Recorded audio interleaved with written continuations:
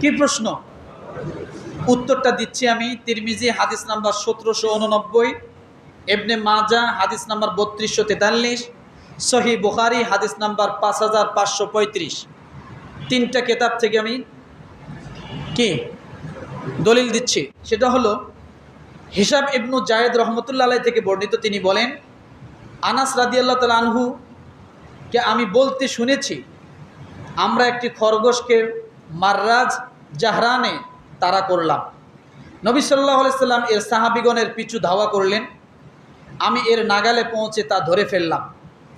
আমি আবু তালহা রাদিয়াল্লাহু তাআলা আনহু এর সামনে খরগোশটি নিয়ে আসলে তিনি একটি ধারালো পাথর দিয়ে তা জবেহ করেন।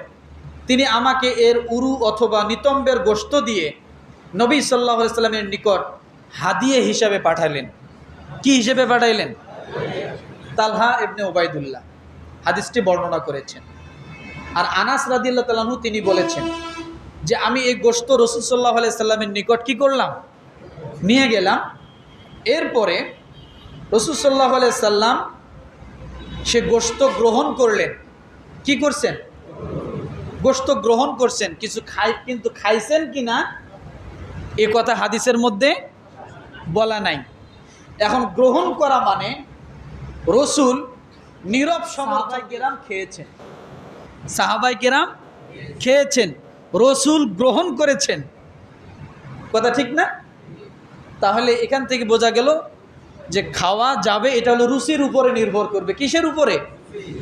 রুচির উপরে। কারো যদি রুচিতে আসে সে খাইতে পারে, যদি রুচিতে না আসে তার জন্য না খাওয়াই ভালো। তাহলে খাওয়াও যেতে পারে, আবার না খাওয়াও যেতে পারে। এটা নিজের ইচ্ছার উপরে। মনে থাকবে, আল্লাহ তাআলা আমাদের সকলকে সহি বুঝ দান করুক এবং হিজরি সনকে স্মরণ করার জন্য তৌফিক দান করুক বলে আমিন। ওয়া আখিরু দাওয়ানা আলহামদুলিল্লাহ।